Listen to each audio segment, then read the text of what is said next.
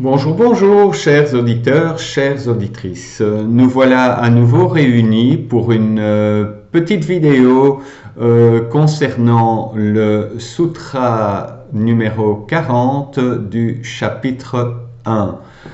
J'ai pas mal de choses à partager avec vous et à vous lire sur ce sujet-là. Alors, je vais commencer juste par vous donner une petite information concernant la racine di, D-H-I, que l'on retrouve dans dhyana, qui est la méditation, qu'on retrouve dans le samadhi, que l'on retrouve dans buddhi, l'activité du mental, l'intelligence.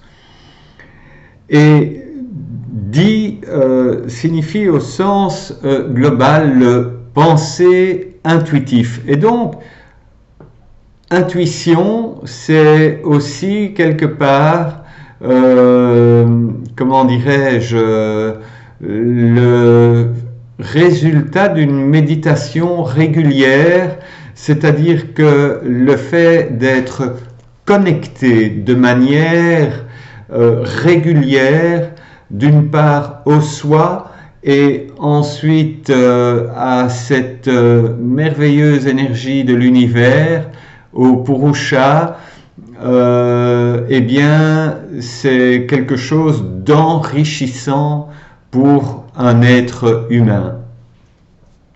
On va le voir plus loin dans les sutras qui suivent d'ailleurs.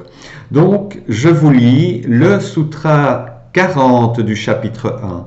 Parama, Anu, Parama, Madhva, Antosiya, Vashikara. Françoise Mazet nous traduit ce sutra comme suit.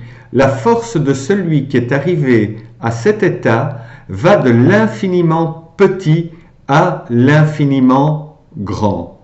Françoise Mazet nous explique aussi par ce sutra que la conscience périphérique est stabilisée et que à partir de là se révèle la conscience profonde. J'ai pris également l'interprétation de Paul Harvey que je voulais partager avec vous parce que mettre ces interprétations en parallèle sont vraiment très enrichissantes. Et il dit ceci, une personne qui maîtrise la concentration peut porter son attention, soit sur des objets subtils ou sur des objets grossiers.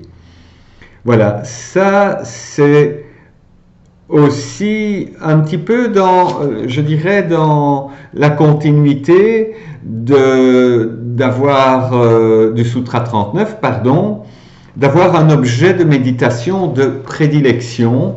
Et d'ailleurs, cela me fait penser aussi qu'on peut méditer sur le mental, par exemple. On peut méditer sur une émotion. On peut méditer sur quelque chose de l'ordre de la matière qui est plus grossier. C'est une aide précieuse, je dirais, pour arriver à ce qui va suivre dans ce travail de la méditation. Voilà ce que j'écrivais d'ailleurs. La conscience périphérique maîtrisée, nous pouvons aller en profondeur et enquêter sur les meilleurs moyens de parvenir à une paix durable. Donc, quand je dis enquêter, c'est encore plus fort que la recherche. La recherche, je trouve que c'est déjà très fort, mais enquêter, c'est-à-dire on a trouvé des choses, mais on va encore plus loin. On ne reste pas sur sa faim ou on n'est pas satisfait non plus comme cela facilement ou rapidement. On fait de la recherche et puis on enquête, on va encore plus loin. Alors sur le site de yogainternational.com, on nous dit ceci. Voilà. Par la suite, la maîtrise d'un yogi s'étend du plus petit atome aux plus grands objets. Voilà. Donc ça nous laisse des pistes de réflexion pour ce travail de méditation.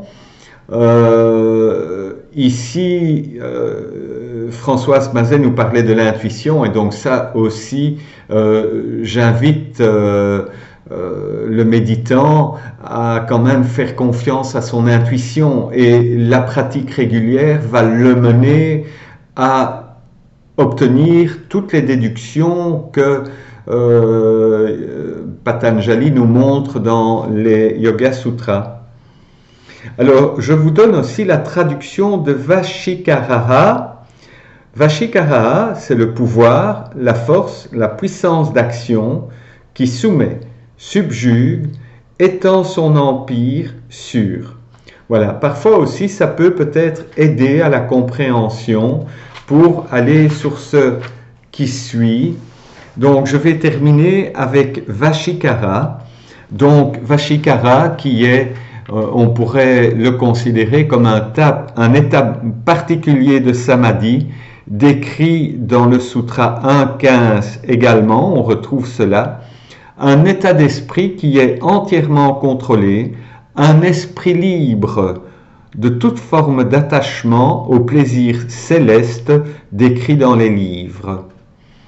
Donc ce que moi j'ai ajouté, c'est un esprit calme, clair, ouvert, sur l'intérieur est la clé de la maîtrise du monde extérieur et intérieur. Voilà encore un sutra qui nous permet d'avancer dans notre réflexion.